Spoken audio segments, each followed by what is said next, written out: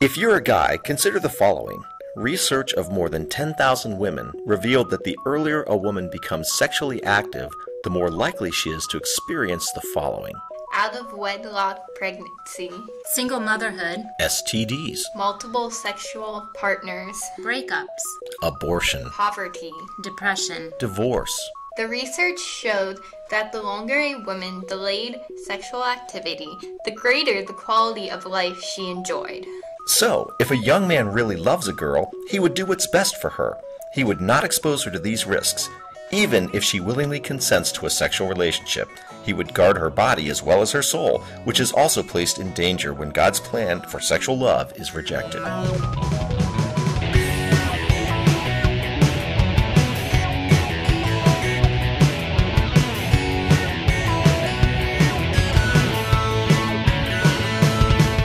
Welcome to the True Life Teen Podcast, where teens from St. Joan of Arc Church in Powell, Ohio, are exploring the teachings of Blessed John Paul II's theology of the body. Welcome back to our True Life Podcast. We are St. Joan of Arc's youth group here, True Life, and we have some great questions that were asked by some of our 8th graders and some of our True Life high school kids as well. So we thought we'd take a few minutes and just try to answer those for you. Should we introduce ourselves? Yes, please do. I'm Dan. How you doing? I'm Anna. I'm Carrie. And I'm Michael. So, Dan, if you'd read our first question. Sure, I would love to read the first one. If someone has been a bad friend that always does wrong to me, but they are sorry, should I move on and not be their friend? That's the first question. It's like 3 parts Sure. or something. What if they continue to do wrong? Is the friendship worth it? Well, anonymous. We're going to try to answer your question right now. All these are going to be anonymous, but that's good.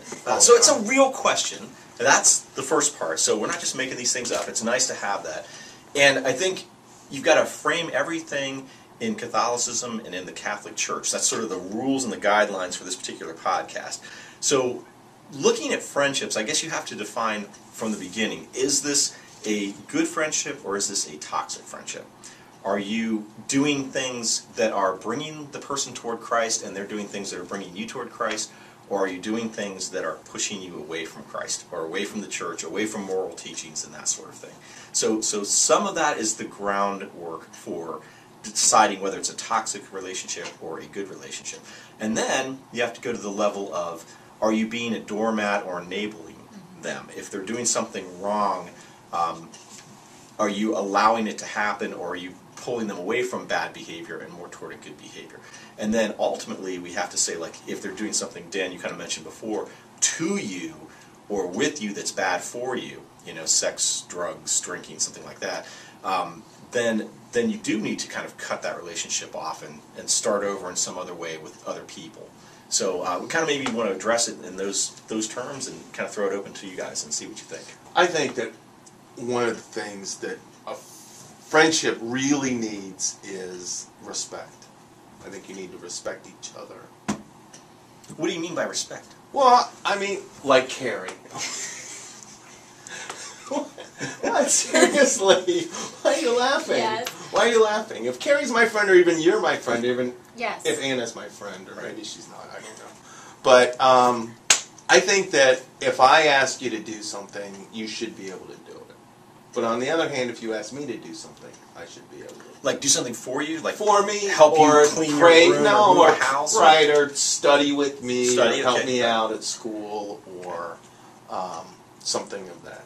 Okay, so that's a good level of respect. You need help with something, I'm going to help you. But what if Right. you said, we're going to a party Friday night and we know there's going to be drinking, should we bring some alcohol? Or should I ask my older brother or sister to buy something for me? What about that? What if your friend is coming to you with something like that?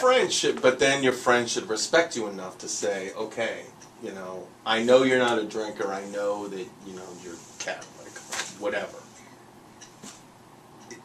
But, they should be able to say, okay, you don't have to bring anything. But you can go to the party. Okay. But I don't know. what if Anna? What if Anna? you go? What if you go with your friend to the party?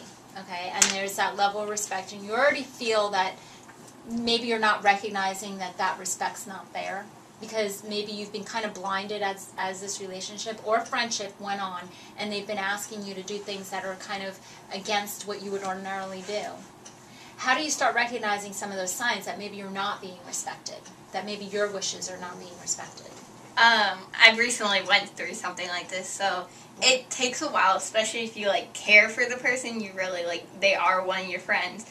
But it's really, is it good for you? Like, I had a friend for a long time, I was bringing her to Christ, but then she, like, got comfortable in her faith and wasn't doing bad things, just things I didn't approve of. And it was really hard for me to, like, find that line, because it's like, well, she went through this whole change, and she, like, I was with her that whole time, and I feel like if I'm not with her, then maybe she'll, like, fall out of it. But I finally was like, I can't, like, this is bad for me, this is pulling me away from what I believe in. And it's hard to, like, figure that out, and it's something you really do have to sit down, think about, pray about, like, ask if it's truly something that's good or bad for you, and in the end you have to decide. And I think there's indicators. There's indicators of, well, how do I feel? Do I feel happy when we're together, or do I feel do I walk away and feel kind of empty or sad or feel bad about myself? Am I feeling shameful over what I did? Yeah. So these are the indicators that I think that we need to start paying attention to in these friendships or relationships, to say, is this a toxic relationship or is this a good relationship? Am I walking away from it feeling guilty? Am I walking away from it feeling like I got talked into something or dragged into something I really didn't want to do? And are they respecting me as a person and respecting my belief system? Are they respecting the lines that I've drawn? Or are they asking me to cross those lines out of friendship for them? Because that's when it gets to be that toxic kind of thing. So is it worth it? Is it worth it? Is the friendship worth it? Is your friend worth it? My friend, like, I still love her and stuff, but she isn't worth all the, like, stress and all the emptiness I've felt walking away. In this case, I can't really answer that because I don't know the actual, like, situation. Right. I think you need to also evaluate, have you tried having a conversation with that friend? Have you expressed your concerns? Have you told them how you feel? Yeah. You know, that this is not good for me, I'm not feeling happy, I'm doing the things that are against what I normally would do. And then see if they truly respect you in that relationship, then maybe they'll change. They'll change their ways by your example and by them not wanting to bring you down that road. And if they don't respect that and they don't want to change, then maybe that's the sign that you need to part ways too. And there's, it's a good thing. It's a mature person that can make a decision that says, basically, I need to stop this relationship with this person and to maybe end my friendship with them. Because the immature side of you would tend to be on the emotional and think like, oh gosh, I want to be popular, I want everybody to like me and all that. But a mature person can weigh the two things and say, okay, this is good for me, this is bad for me. I want to do good for the person. I want to bring them to Christ. I want to bring them to good things. But if they're pulling me too much over the other line, if it's a tug of war and there's a line in the middle, and I'm kind of getting yanked over to their side more often than they're getting yanked over to my side, then it's a mature person that can say, you know what, I need to walk away from this. And whatever hole that leaves in me, as far as loneliness or individuality or whatever, let God fill that hole. Let Jesus be there to be the one to kind of make the difference for you. But that's tough. It's tough as a teenager because everybody knows in the teenage years popularity and being liked by people and all that's very, very important.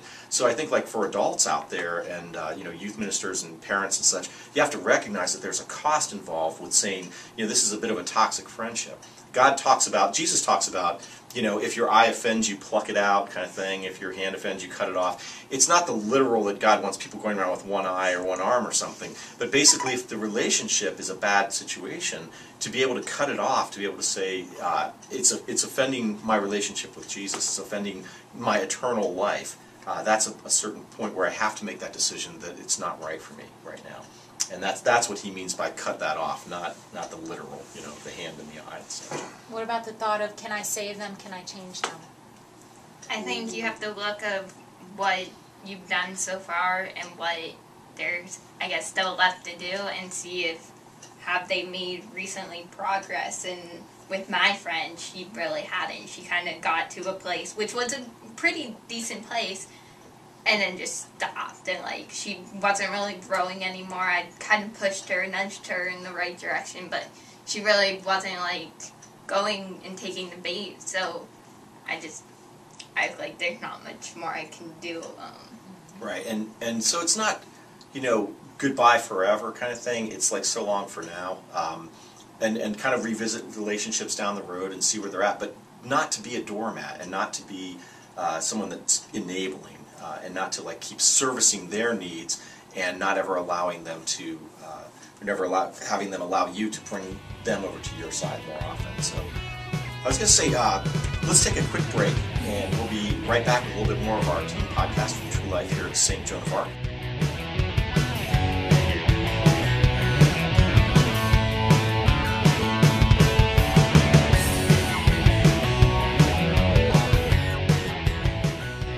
We'll be back with more True Life Teen Podcast with the theology of the body for teens.